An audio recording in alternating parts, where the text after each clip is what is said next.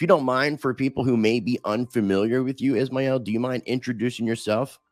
Sure. My name is Ismael Perez, the author of Our Cosmic Origin, revealing the suppressed galactic history of the Earth, revealing the cosmic organization of the multiverse, may I say, suppressed history, bridging the gap between cutting-edge science and ancient metaphysical knowledge, well, in an effort to explain our purpose, where we come from, and where we're heading. So it is a book that explains pretty much everything in a nutshell. At the same time, I consider myself a awakened starseed. I've been awakened ever since I was a child. I knew I wasn't from this world, and I knew that I wasn't the only extraterrestrial that volunteered to come into human form. And I've been, ever since I discovered meditation at the age of 21, I've been on this long journey to uncover the secrets and the mysteries of the cosmos. And that's how our cosmic origin came about. That's definitely fascinating, man. And I mean, I know that you and I don't really know each other very well. I call myself an open-minded skeptic. I said I was a little skeptical before we started recording, and I'm just one of these guys that really wants to see proof. And I know that not all things are, exist that way, unfortunately, which is but I'm just one of these guys, it's like I believe in the idea of life beyond this planet, but I've never witnessed anything that I'm aware of to be able to say without a shadow of a doubt that this is the case. But one thing I will say, it seems like what you're talking about is almost hidden history, but on more of a galactic level. And I'm a big fan of history. I know that we've been lied to.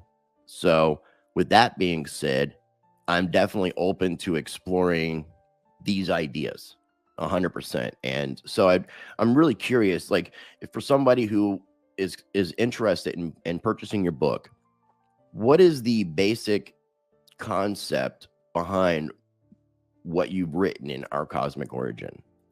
Is that we have a stellar and galactic ancestry, that the human beings on the Earth are not unique to this planet. There are many worlds, many galaxies, and even many universes with human-like beings. In fact, about 75% of the cosmos are humanoids. And what I mean by humanoids is that they're different extraterrestrials that look just like us, but they're on different levels of spiritual and technological advancement. And so the premise of this book is to also remind everybody that our origin wasn't even, in the physical, that we began as great spiritual beings of the One, and we originated in the higher dimensions. From the top down, we were involved in this process that I call involution, which is the descent of spirit into matter, until we reach the lowest frequency or the lowest vibrational point of this matter or energy matter vibration. And then that's how we became physical. So that is the premise of the book, is to remind people of their celestial origin, that we are multi-dimensional beings, that we are great spiritual beings, and that we are temporarily existing in human form. But that also has a purpose. Another thing that I like to talk about is the fact that the true meaning of ascension is the integration of spirit and matter.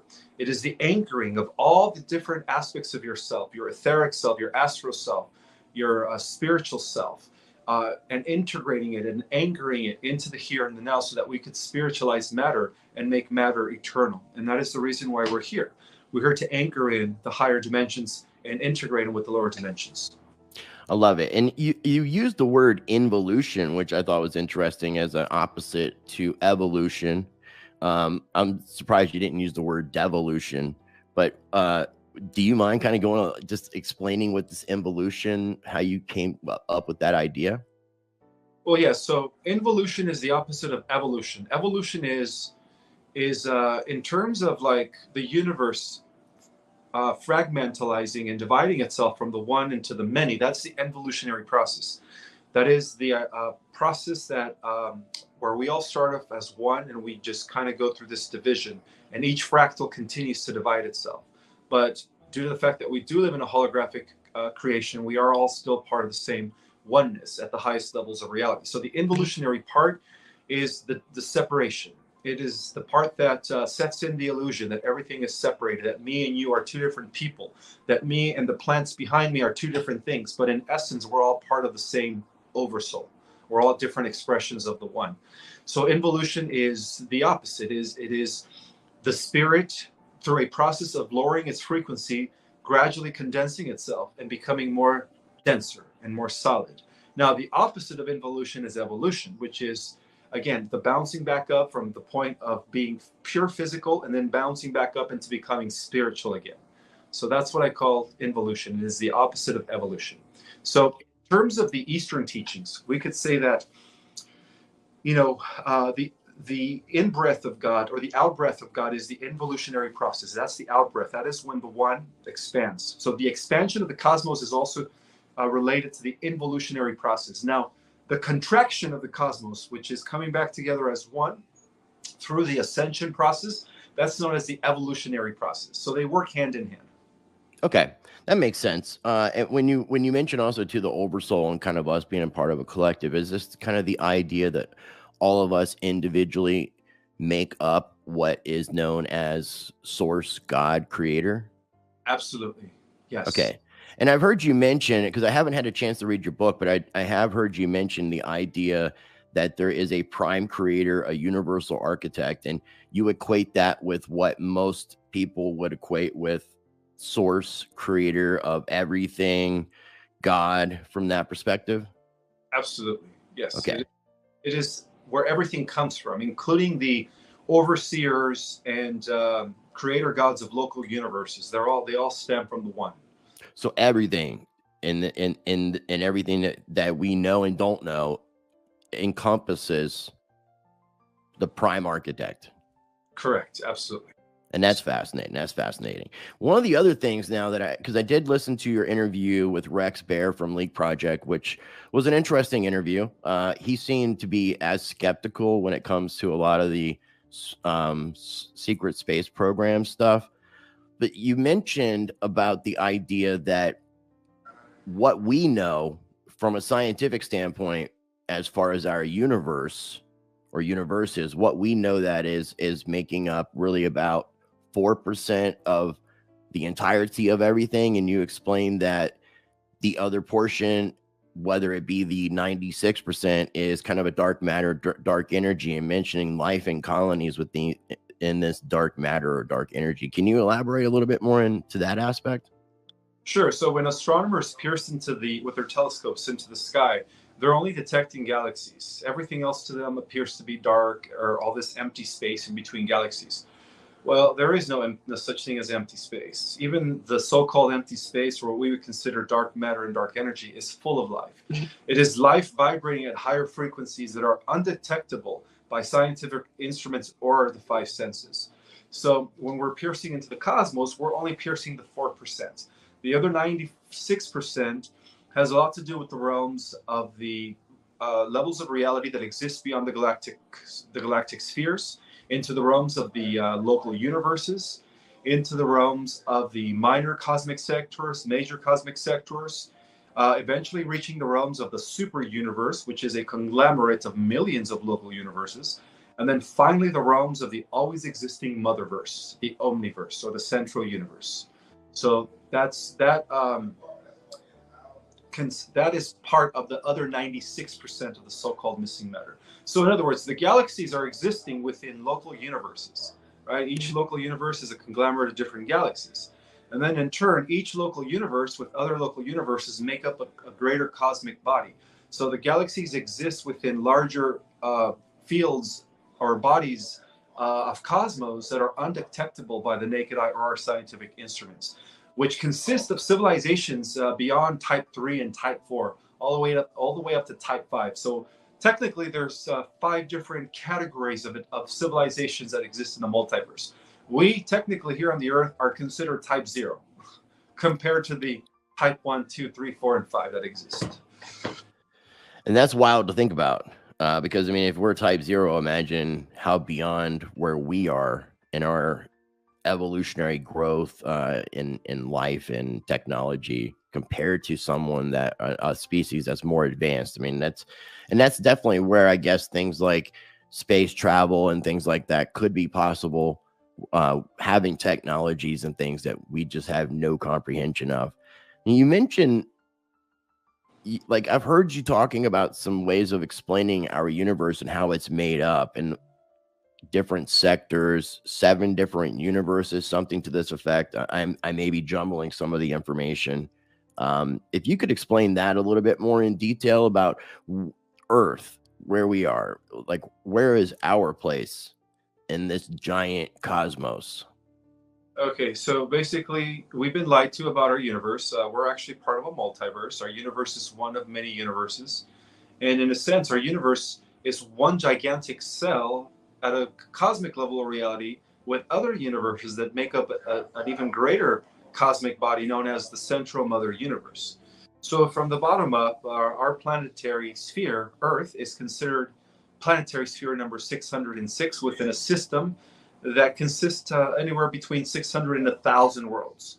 So, our Earth belongs to the 24th system out of 100,000 systems. So the 24th system is also known as the Pleiadians, with Alcyone, the central sun, and the 7 sisters.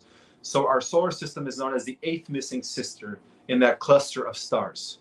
So we're part of the 24th system. Every planet within that system has a number, is registered. And then our system, with about 100,000 other systems, make up a constellation body. Now, the constellation body that we're part of is known as Sirius. Sirius is the body that we belong to, and it is registered as number 70 out of 100 other constellations. Now, Sirius, number 70, with 100 other constellations, make up a local universe. So we're part of the local universe of Nebadon. And the local universe of Nebadon is registered as number 84 within a greater body of cosmos. So our local universe, with about 100 million other universes, make up a cosmic minor sector. And there's only about 100 cosmic minor sectors, each one with about 100 million universes. And our cosmic minor sector, known as Ansra, is registered as number 3 out of the 100. And even within the cosmic minor sector of Ansra, our cosmic minor sector also belongs to a bigger body of cosmos known as the major sector of Splandon, or the cosmic major sector of Splandon. And there's only about 10 of those. So we belong to the cosmic major sector, registered as number 5 out of the 10. And then those 10 major cosmic sectors collectively make up a super universe segment. So we belong to super universe number 7, which is known as Orvonton. And Orvonton is 1/7 of the entire grand central creation, or the grand creation of the Motherverse. Now, from the top down, we could say that we are part of the 7th super universe, 5th cosmic major sector, 3rd minor cosmic major sector, 84th local universe, 70th constellation, and the system of the 24th system. And then within that system, we register as planetary number 606, with Venus being planetary 607 and Mars being planetary 605. And that's how everything's registered. 605. Yeah. 600. Okay, because I think when you were on Leak Project, and that was going to be one of my questions, you mentioned that Venus was 607 and Mars was 604 and the Earth was 606, which made me want to know what was 605. Maybe there was just a jumbling of numbers. That's a lot of, I mean, you gave a lot of information and there was a lot of numbers being thrown out. So if something would have happened to have just gotten a little bit mixed up, I totally understand. But so it is Mars is 605, Venus is 607, and we're 606. Correct. Okay. And like, where do you because this is where the open-minded skeptic in me, where do you obtain information like this, and where do you where do you obtain this kind of information to be able to put forth in your book, Our Cosmic Origin? Well, first, they came through many series of downloads. I've been getting transmissions from the galactics for many, many years. And also, the second aspect of this is me doing the research to investigate, to see if there's any solid scientific confirmation. And it is. But the scientific confirmation that I received came from the highly classified organization known as the ACIO, which is an ultra-secret group that is associated with the breakaway groups commonly known as the secret space programs. So the ACIO, the Advanced Contact of Intelligent Organization, has already validated that our Stargate number is 753 8470 24 and 606. Interesting. Now that is Earth's individual Stargate number per your research, or is that like our galaxies? Both, yes. Okay. Yeah, and when these intelligences from the level of the super universes, which occupy dimensions beyond the 12, all the way up to the 24th, when they want to access any planet, any sphere, any level of reality, all they do is they plug into Stargates. That's it, and they're there within seconds. I'm sorry. They open up the portal, and they could transmit themselves or teleport to any part of the motherverse or the multiverse in just 1 second by plugging in the Stargates. That's fascinating. And also I heard you mention that, obviously we're part of this bigger cosmos. There's an organized multiverse. And when you mentioned the prime creator and the universal architect, you also said that math and gematria is a universal language throughout the multiverses. When I heard you say that, I wanted to specify, because I'm not an expert in the area of gematria, but from what I understand, there's several different types of gematria. Is there a specific type of gematria that's considered what you consider to be the universal language of the multiverse? Yes, they are the initial, or what I call the original authentic gematria, has to do with the fact that everything's a simulation, everything's pixelated at the quantum level. I mean, at the smallest scale of reality. And it is through these geometric symbols or geometries that the sound frequency vibrations that precipitate matter into solidity exist. So everything comes from geometry. Some equates the sixth dimension with the realm of geometry, precipitating matter into existence. But the original geometry comes from Metatron, the Archangel Metatron. He is the facilitator of the blueprints and the different templates that generate the simulations on every level of reality. So the simulation exists all the way to the 12 dimensions. Beyond the 12th dimension, then we begin to go into the pure base, pure energy, pure what scientists would call, base reality. Yeah, I heard you mention 12 dimensions, and then something, because I wrote down some notes and I want to make sure I present this correctly. 12 dimensions, but there was something about 15 and time. Oh, and then going into infinity. Right. Well, the 15-dimensional time matrix, which is the I guess this is where everyone exists. All the extraterrestrials, all the living intelligences, all the different types of advanced civilizations exist within the 15-dimensional time matrix. Beyond the 15-dimensional time matrix, those are the realms of eternity or infinity. So we're dealing with finite systems. So our universe is a finite system, right? It had a beginning and it will have an end. Every universe is part of the finite system. So in the 15-dimensional time matrix, all realities that exist below the 12th density or the 12th dimension are considered finite. All realities that exist beyond the 13th dimension are now considered, they're part of the eternal life systems of the motherverse. And so therefore they're part of eternity. They become part of eternity. So our universe is heading into that direction. As our universe ascends, it becomes immortalized.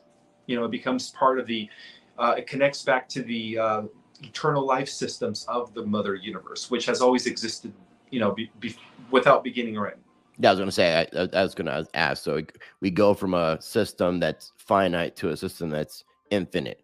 So the reverse. That's pretty fascinating to think about that, because that would be, like what I think about with our evolution, is evolving to that point. So we are currently in the 3D from all perspectives that we can recognize. Yeah, we're in the lowest density dimension, whatever you want to call it, that exists within this light energy spectrum that encompasses the 15-dimensional time matrix. Yeah, so we're in the lowest phase of that. But now we're bouncing back up as our planet ascends. And is that part of being, going into the age of Aquarius? Absolutely. Yeah, the Aquarius is going to be the beginning of us entering the 4th, 5th, and 6th densities or dimensions. And that's part of the ascension process. Correct. Now, how do, just with, from your research, I mean, how do we go about achieving what you just stated, and will everyone be elevated to that status per se, or to that state, or will there be some that may be left behind? Because I've heard ideas that when we ascend, that there'll be people that get kind of stuck on this 3D earth or this 3D matrix, and there will be others that are more in tune with the things that you mentioned, and moving forward and ascending and going into a different aspect of life as we know it. Well, yeah, it's both. You know, those that are doing the work, those that are waking up, they're going to be part of the new earth, the new fifth dimensional reality. And some are even going to be part of the fourth dimensional reality, which is still a better world than this one. For those that are still stuck in the third dimensional cycle, they're going to be recycled back into a different planet that's still existing in the third dimension.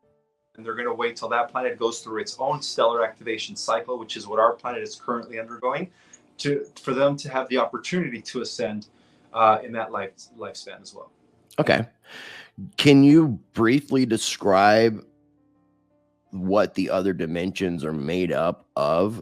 Like because I've heard of fourth dimension, and I've always heard people talk about the idea, and I've read it in a lot of different research, that we ascend from 3D to the 5D. And I've always wondered why we skipped over the 4D, but I've always been curious, what are these dimensions individually up to the 12th dimension? Well, they're all different simulations, and they're all held together by geometries. So the third dimension is held together by tetrahedrons.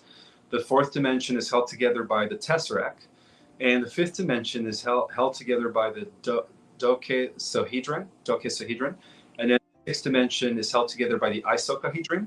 And then, so every dimension is generated by a geometrical pattern. The geometries are the ones that are sending the sound wave frequencies, the sound that precipitates light congealing into matter. And so every dimension is different. You know, the higher we go in dimensions, the less denser you become, and the more immortal you become. So, for instance, intelligences that are visiting us from the fourth dimension have a lifespan of about 1,000 or 2,000 years. Beings that come from the fifth dimension have lifespans of thousands and thousands of years. So that explains why the fifth dimensional galactics, who existed in ancient times, were wrongly classified as gods. All gods from mythology, all the stories that we hear about in these books, they were all extraterrestrials. Just more advanced. Exactly. So the higher we go in dimension, the more immortal we become, the greater the lifespan. And also the body becomes less denser, and you become more in tune with your multidimensionality. Okay, that's pretty wild. Now, when you mentioned paradiso or paradise type dimensions beyond a certain element, is that beyond the sixth element? So everything from 7 to 12 would be more paradise oriented? Is that the way I understood the way you were explaining it? It's from the fifth dimension and up, where paradisical worlds exist. From the fifth dimension up.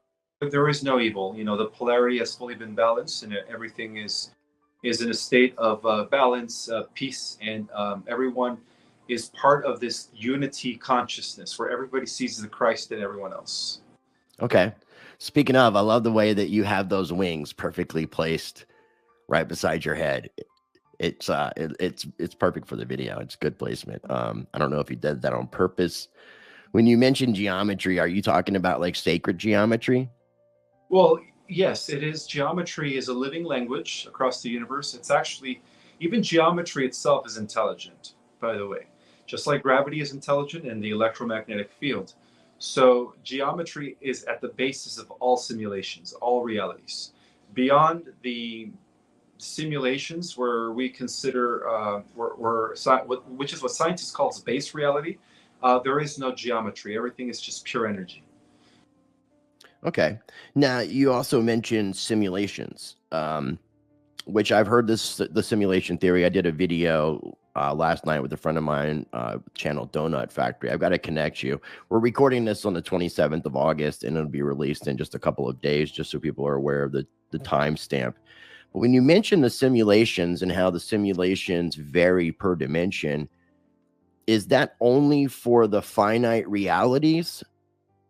because like once we pass the time matrix and get into what we would consider the infinity, is that taking us beyond the simulation? Is that what is truly what we would call in earthly terms reality? Correct. That is pure base reality, eternal reality. That's, yeah, and that's, I would love to get to a point where I could, because it sounds based off of what I've listened to from you, that if we were in tune with our higher selves and in that correct walk, that we would have recollections of us in the past, you know, who we were, and to get an idea, because I've also have heard many people say that we chose to be here in this time period. And you mentioned from an extraterrestrial standpoint, choosing to come into this flesh suit to do this mission. Can you expand a little bit more on that, and this idea that we, in some form or another, in some different life, or again, I don't know how to even define these things, how we would have chosen to be in this particular time that we are in right now, which seems to be very, very pivotal in a lot of different ways. But from a spiritual and cosmological standpoint, it's almost like a coming together of all these different cycles and different things that just happen to be harmonic to the point that we're in now, to be completing multiple different stages of evolution and growth for everything that we know. That sounded really crazy and complicated, but I hope it made sense.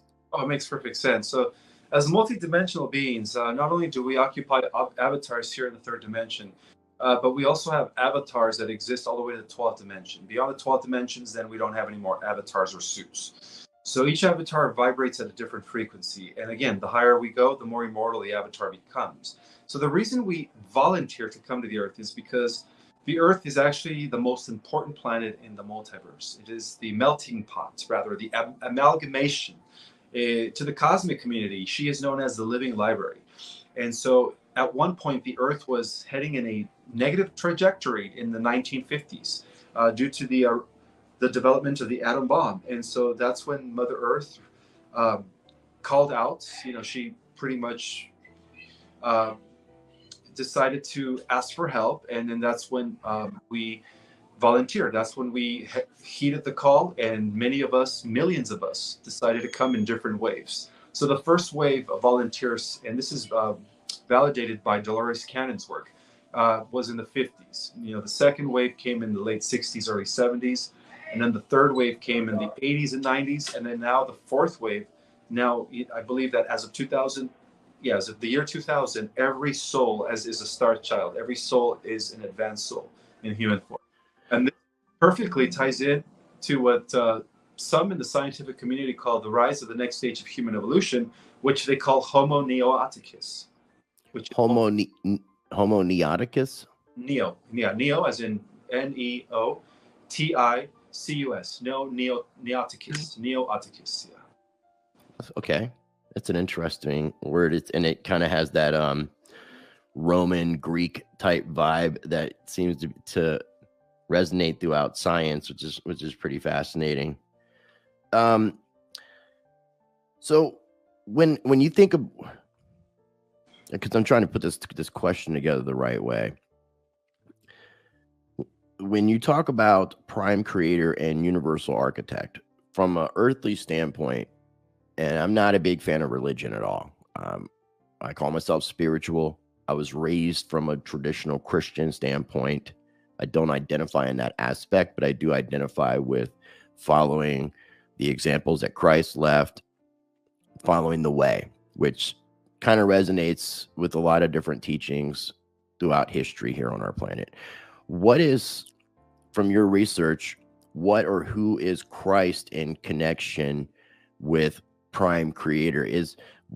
Would it be prime creator source in the flesh, or is this something different than from what the Bible? And I know there could be a lot of manipulation and misconstrued history in the Bible, so that's why I wanted to ask you from your perspective. Well, the term Christ means the anointed. It means a being that is already completed. And from my understanding, he came from the future. He's also known as the overseer and creator God of our local universe. And every universe has a Christ. Every universe has an omnipotent king and an omnipotent queen that oversees different realms within their respective universe. And so the Christ is actually the Logos. It's the universal mind of our universe becoming flesh. So one of the things that I teach is that we live in a living conscious universe, that everything is alive. And this ties into the Greek philosophy of animism that states that animals have souls, plants have souls, rocks, everything in existence is alive and conscious. So universes are also living entities at a macro scale of reality. Galaxies are living entities, solar system stars, they're all part of the body of the cosmos. And so Christ was the embodiment, was the logos that decided to incarnate in order to complete his final bestowal so that he could become absolute sovereign son of his local creation. And so every creator God undergoes 7 bestowals or seven levels of initiation. Okay. Absolute master son of their own creation. And so he, by him coming 2,000 years ago, he actually completed a 7 bestowal. He knew that he was going to be persecuted. He knew that he was going to be, put to death on the cross. But again, even death is an illusion. But he overcame that, because he was also a master martial artist. He also trained with the yogis of India. He also trained with the Tibetans. And he traveled to Egypt and he learned from all the different spiritual masters. And so he brought those teachings to Jerusalem because they knew that he was the Logos. So they just kind of needed to remind him of his mission. Okay. No, I like the way you put that. And I mean, I've heard a lot of different ideas and theories that Jesus has traveled to like India, studied with Buddhist monks, all kinds of different interesting things. There's actually, they claim that Jesus didn't die on the cross and went back to India, known as Isa, and they claim they know like where he's actually buried, which is really, that's very fascinating. Well, that's the greatest secret, and that is true because of his mastery of mind over matter. He overcame death. And so when they took they did crucify him, but he never died. After the crucifixion, after the Roman armies left, Joseph of Arimathea and the different, Mary Magdalene, Mary his mother, Martha, and the other people that were part of the community of Qumran, back then known as the Essenes, which were his people. They took him down from the cross, and they used healing herbs and different healing modalities to cure him. And so, that was one of the greatest secrets that was kept from the existing ruling cabal under the guise of the Roman Empire during those days. And so they took him over to India, where he healed. And then from India, he went over to France, and he lived a long life in Spain. He actually ended up dying in Spain. He lived up to like 77. Okay. And he was known as Ismael Emmanuel. That was his. Can you repeat that last part? Isa Emmanuel. Isa Emmanuel. Okay. I'll have to send you a link to an interview that I did with a guy named Ralph Ellis. He wrote some really interesting books he calls himself a revisionary theologist, trying to place biblical events back in history where they actually took place, because he says a lot of the things are just misconstrued on the dates.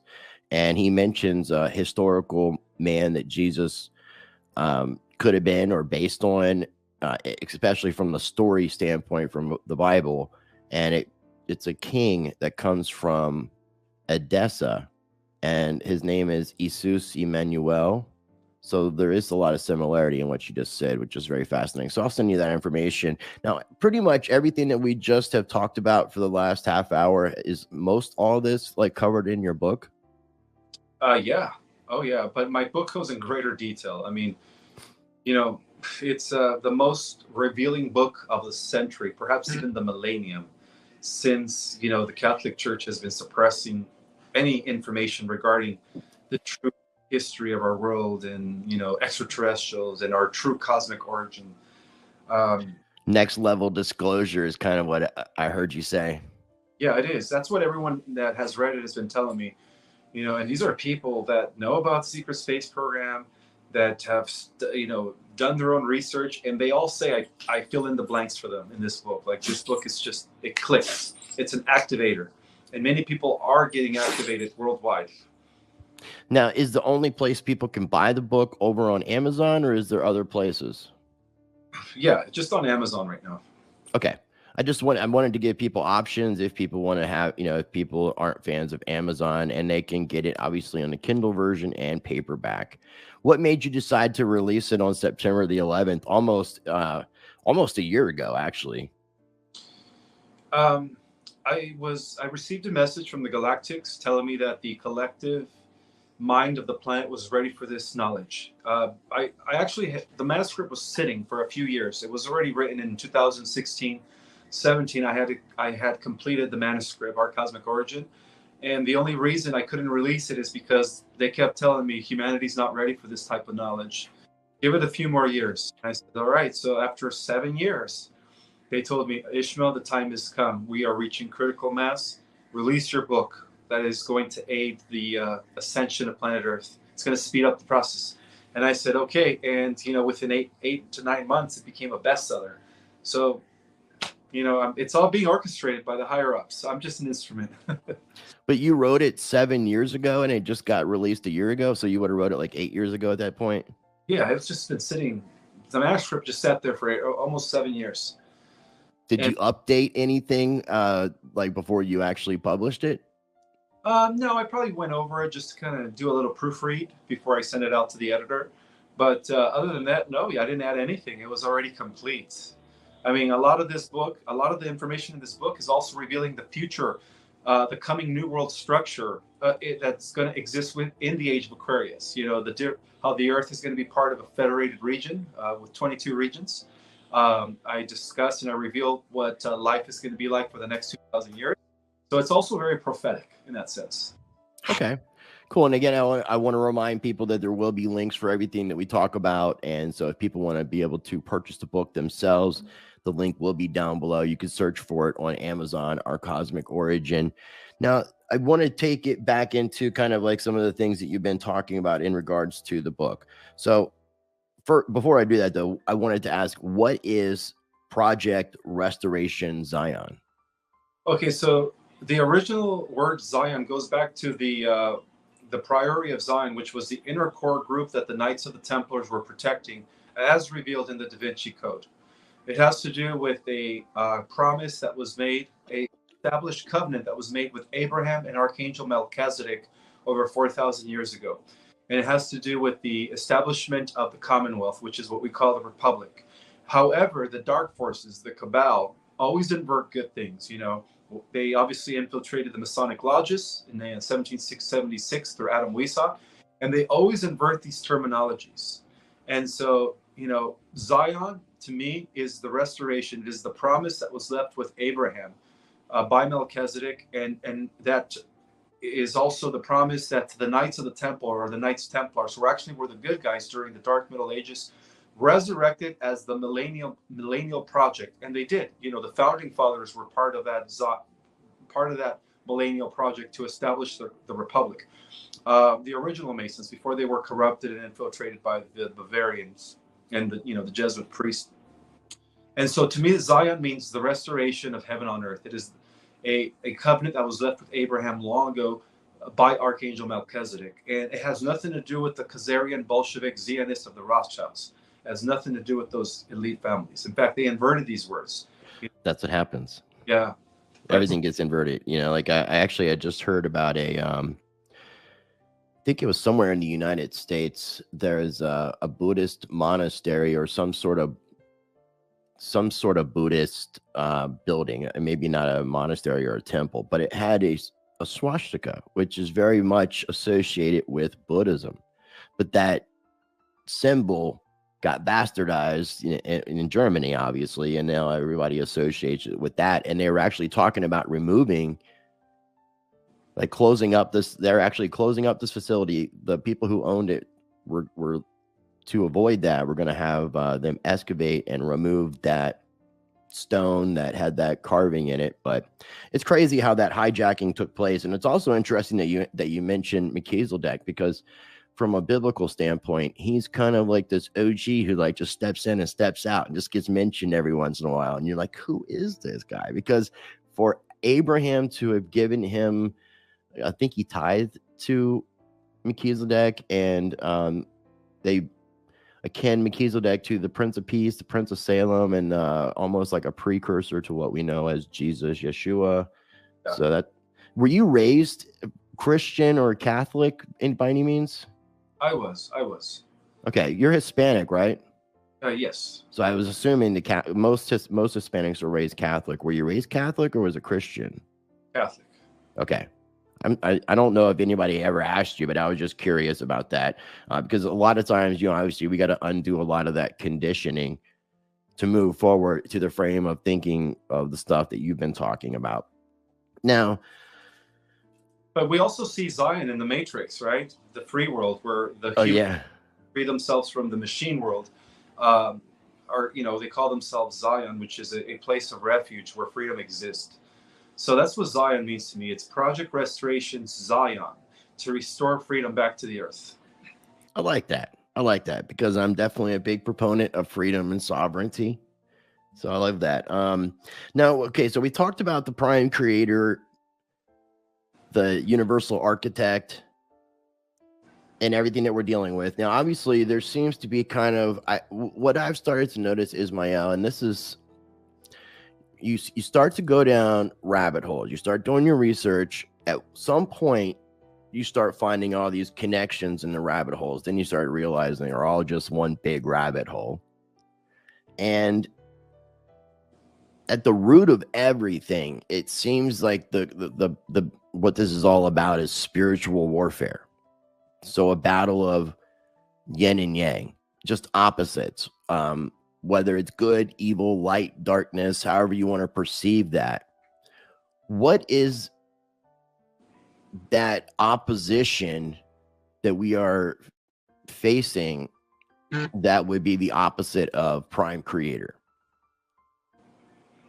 Because I've heard you mention this, and it was also in the title of the Leak project video, but Phantom AI, ancient Phantom AI.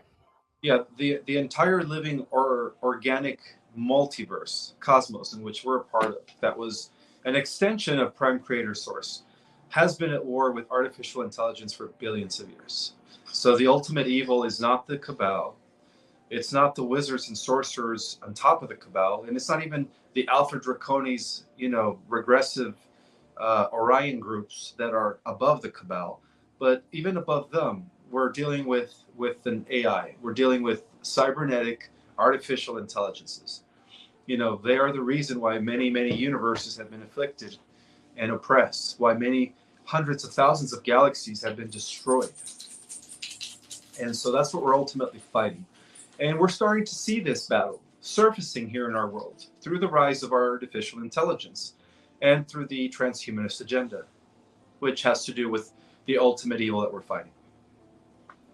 And how long is this AI God that you mentioned? And that's also kind of an interesting term, just AI God. What made you define this or call this entity a God more than just advanced or supreme AI? Well, that's what we call it in the community of light. But to the regressives, to the Dracos, to the Zetas, to the Nabu, you know, the Zeta Reticulas, the Montes, and all those regressives that have been afflicting our galaxy beyond the Cabal, they call it the AI God. They answer to it as their Lord, as their God. But I agree with you. To me, it's not a God, but it is a powerful artificial force that is actually trying to compete with Prime Creator Source. You know, it's trying to destroy all of the 15-dimensional time matrix, while at the same time is siphoning off the energy of the 15-dimensional time matrix in order to power up its own Phantom Matrix cybernetic multiverse that is developed. So in a way, it's like the ultimate cosmic vampire. It feeds off of living systems, but at the same time, it wants to access the realms of eternity, which is where Prime Creator Source exist in order to destroy, Prime Creator Source and be the ultimate creator of all that is. So it's competing with Prime Creator Source. That's why they call it the AI God. But yeah, I don't even think it's a God. I think it's honestly it's just a very advanced super machine with no soul that just went rogue. Well, would it be what, like, the God of the simulation of the finite realities? No, Okay. no. The finite realities that we exist in or that we are experiencing are actually living simulations.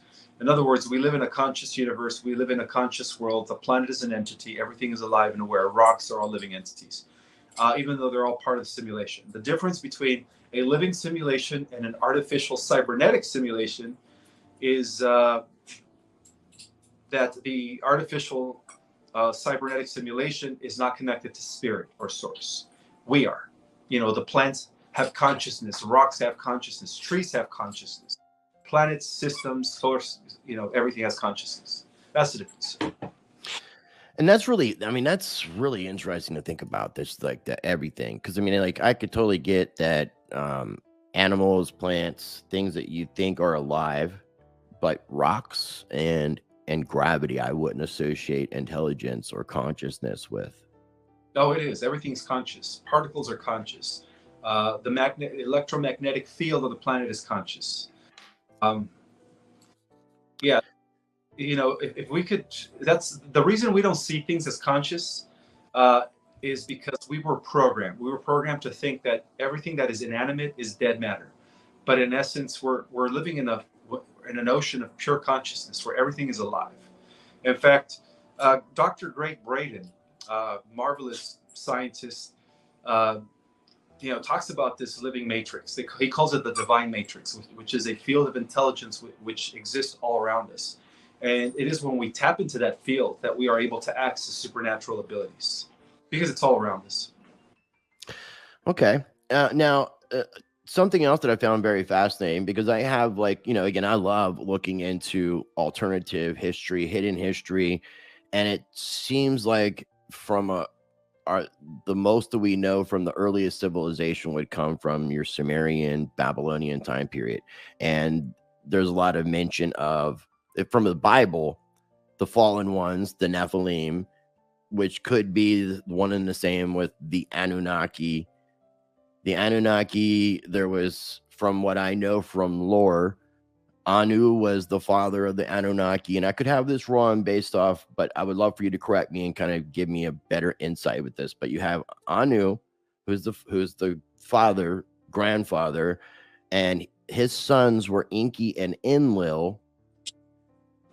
And then there was Marduk, who is the son of Enki. And then I got some interesting questions about Marduk too. But can you explain Anu, Enki, and Enlil from your perspective, and then Marduk as well, like what their roles have been on our planet specifically? Sure. So the original Anunnaki comes from Sirius. It was an alliance that took place between the king of Lyra and the queen of Sirius B. They created a more powerful guardian lineage that was developed to protect and guard the entire Milky Way galaxy. And that explains why they created planet Nibiru. In its original makeup, Nibiru was known as the Battlestar planet for the Syrian High Council, and working for the Galactic Federation. So what we see here is the original Anunnaki came from Sirius. They were very instrumental in their war against the Draco-Orion Empire. However, during the Earth's second grand seeding, there was an infiltration through Draman, the Draco-Orion queen of Alpha Centauri. I'm sorry, of the Thuban system, of the Thuban star system. Okay. She got impregnated by Anu, and that's what Enki was born in. But she tricked him. She actually got him drunk, and she seduced him, and that's how Enki was born. That was part of the master plan by the Draco-Orion Empire to infiltrate the Battlestar planet Nibiru. So Enki was Enki the first? Yeah, he was the firstborn of Anu, but he wasn't here to the throne because Enki was part Draco. He was part Nibirian, Palladian, Lyrian, Syrian, which is what Anu is 100%. See, Anu carried a pure stock that you could trace all the way back to the king of Lyra, Amelius. Amelius was the first incarnated version of Christ Michael, the logos of the universe. And so through the line of Lyra and Sirius, the original Anuhasi, as to why they get the word Anunnaki, it's the Anuhasi family. And the Anuhasi family is also very related to the family of Jesus and Mary Magdalene and King David, which was transferred over to our world through Enlil Zeus. So basically, Enki was born. He was part of the infiltration, and he was actually the reason why Atlantis fell. And through his son Marduk, who became known as the god of Babylon, Belial, Satan, were able to hijack the control of the earth from the Guardians, from the original Anunnaki, Anuhasi lineage. And then that's why we've been experiencing this suffering for thousands of years. However, Enlil, Zeus, was the rightful heir to the throne. And to the Greeks, he was known as Zeus. He was the chief guardian of the earth. But you have to understand, as chief guardian of the earth, he and as the heir to the Iberian Council, he was also protecting over 200,000 other solar systems. And that explains why Nibiru came into an orbit and it had an elliptical orbit of 3,600 years. Because when it wasn't functioning, when it wasn't here within our vicinity, it was out patrolling other solar systems pertaining to the galaxy and those that were aligned with the Federation. So Enlil Zeus was actually the heir to the throne, and through his lineage, he was able to deposit a pure line that could be traceable back to Anu, Amelius from Lyra, and then of course Michael the Archangel. And through his lineage, we had King David, Solomon, and then of course the house of David that gave us Jesus and Mary Magdalene, and so on and so forth. When you mentioned too, like the rightful heir to the father's, what the father was, what king, whatever the situation might be, that kind of reminded me of the story of Jacob and Esau as well, because it's very, very much parallels. Is there any actual parallelization? Is there any correlation into two? Yeah, Esau was had reptilian genetics in him. He comes from the line of Cain. Cain was the father of Cain was Enki. Abel was actually the father of Abel, or the first human was Adam. I'm sorry, Adam, not Abel. Adam and Eve gave birth to Cain, Abel, and Seth. Yeah, exactly. Well, Cain was actually the father of Cain was Enki. Enki represents the line of Lucifer Draco. Right, Enki would be so he represents Lucifer. You saying that's the serpent in the garden, the firstborn of Anu, and his son is Marduk, who's also known as Baal or Satan. Baal or Satan. Yeah. So you see a difference between Lucifer and Satan. Oh yeah. Satan. Okay. Or in other words, Marduk is the son of Enki. Yeah. And Enki is the cosmic vampire. Absolutely, yes. Where Enlil is the one who breathed consciousness into us. Absolutely. From the story of Garden of Eden. Yeah, the original manuscript, reveal that, but they were tampered with by the priesthood of Baal, Belial Marduk, and then that's why when Zachariah Sitchin translated it, they flipped the whole story around. They made Enlil Zeus look like the bad guy, but read other accounts like the Greek version, he was Zeus. He was the chief guardian of the earth, head of the Olympian gods. Okay. He hailed from Mount Olympus. He was known as the sky god. He was known as the god of the mountains. He was the one who parted the Red Sea for Moses. He was the one who gave Moses the 10 Commandments, and he was the one that was helping the Israelites get to the Promised Land. Okay, now these individuals, the Enki, the Enlil, and Marduk, did they live, or are they still alive? Did they live for long periods of time into our recent history? Well, through the lineage of Enlil, Zeus, he came back as Christ. Christ is another version of Enlil, because again, this lineage could be traceable back to the oversoul of our omnipotent king and overseer of our local universe, Christ Michael. So that's why some people say Christ and Michael are one and the same, because Archangel Michael. But as far as like the descendants of Marduk and Enki, they joined the AI. transhumanist. So yeah, Marduk has actually been eliminated. He's been killed, but Enki decided to become cybernetic. Enki has gone AI, while Enlil, Zeus, is now reincarnated as one of us. He's actually here in human form. Enlil is reincarnated into a human flesh meat suit, and he's currently on the planet Earth, planetary number 606. Exactly, and he was incarnated in the same lineage that he left behind through King David and Solomon and Jesus. So he comes from the line of the Holy Grail. Will this have anything to do with like the prophecy of Revelation when it talks about a second coming of Christ? Oh yeah, because he's the one who's going to lead the war against the Antichrist, which is AI, which is Enki. Enki is AI. But it's taking the battle back to the brothers again in the end. Exactly, and in the end, the righteous win against the ones that have temporarily controlled our world for thousands of years. And all these negative entities feed on our human energy, which is known as Lush.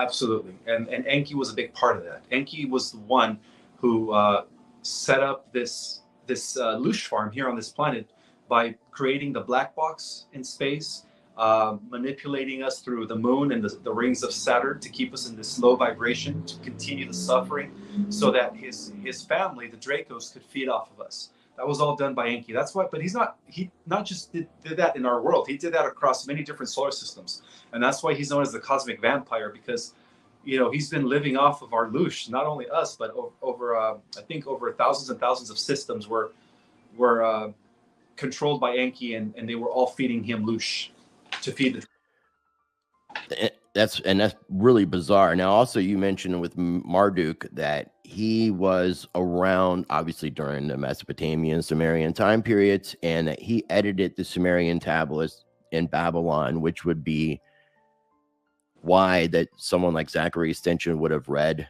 or translated the tablets in the way that he did. You said also that he orchestrated basically I'm adding this in, since the death of Christ, which was the birth of the real, what we know of as the Roman Empire, which became the Holy Roman Empire. You said he's been controlling the Vatican, and he was behind Constantine and all that. Can you elaborate briefly on that? Yes, so all roads lead to Rome. So basically, the Catholic Church is the reorganization of Babylon, the whore of the earth, and at the head of Babylon, you had Marduk. And technically, Marduk has been at the head of the cabal for thousands of years, until recently when he was dethroned from Nibiru. So Nibiru, luckily, has now been restored back to the Syrian High Council, as Enlil and the 144,000 and the Starseed nations begin to rise any day now. Now, you said Marduk is no longer with us? No, he's been disposed. From your understanding, who disposed of Marduk? Some of the super soldiers that were working for Radiant Guardians took him out. And I have to ask you a half serious question. Mm-hmm. One of these individuals wouldn't be known by the name of Kim Gogan, would it? Are you familiar with Kim Gogan? I don't really know much about her. People have been asking me about her. Honestly, I don't know who she is. I don't really know who she is. I don't know the level. But I heard that she claims to have killed Marduk and that she's replacing him. I have no clue of that. But from what I understand, he was actually killed by a male, not a female. So I don't know if she's making that up. Or on this planet, did Marduk, was he assassinated, killed? Was it on Earth, or did it take place somewhere else in the cosmos? It took place on Nibiru. Yeah, he's Nibiru, and he's been the force behind the Dark Fleet and the Interplanetary Corporate Conglomerate, which are the nefarious groups, breakaway groups of the secret space program. Okay, and I appreciate you. The Kim Gogan thing is, and maybe if you're interested, I can fill you in.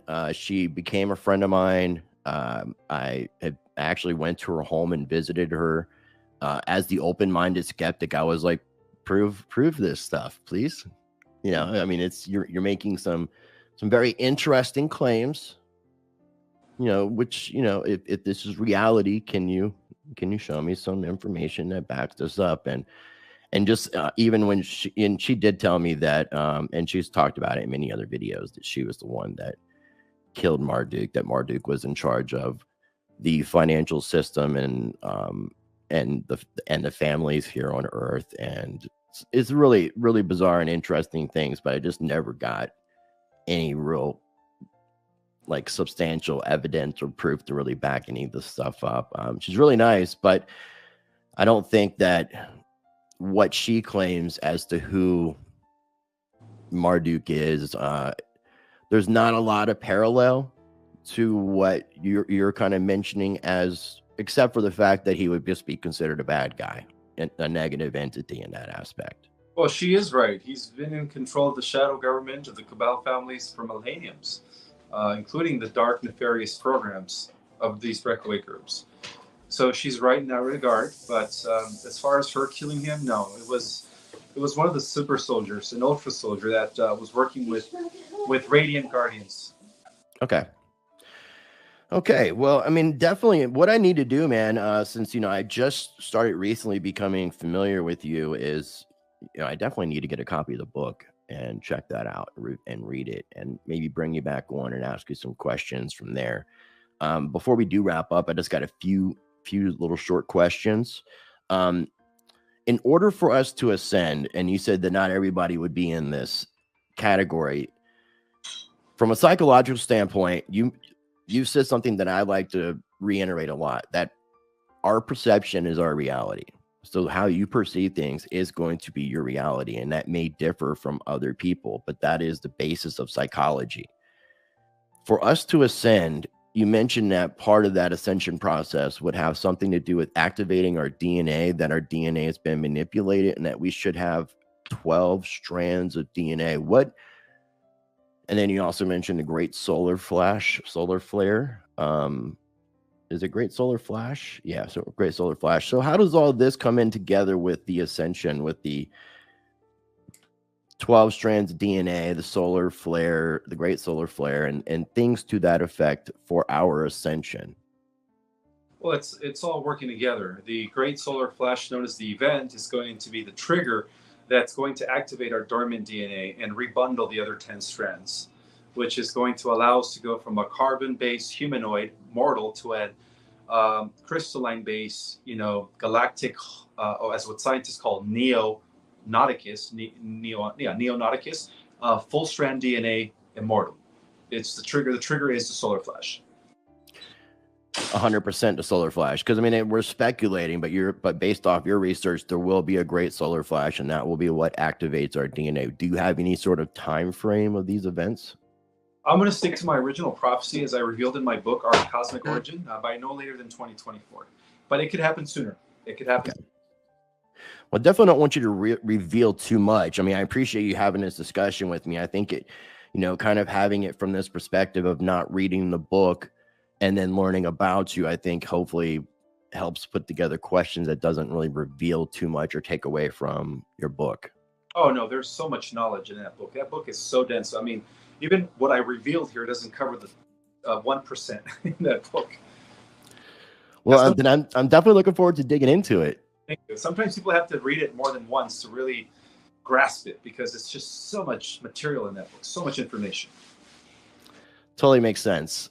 Our cosmic origin, knowledge, and preparation for the ascension of our planet, written by Mr. Ismael Perez. I want to go ahead and be very respectful of your time, and hopefully that you'll be open to coming back on after I have a chance to dive into the book. Do you have any final thoughts or anything that you want to add to today's conversation before we do wrap up, my friend? Yes, I also teach an online course called Starseed Cosmology course. My classes are booked all the way to December, so I might have some openings left in December for those that really want to know if, first of all, whether or not they're a starseed. Second of all, what kind of starseed you are, and then third of all, I teach methods and techniques that help you connect to your galactic self so that you could become multidimensional in this course.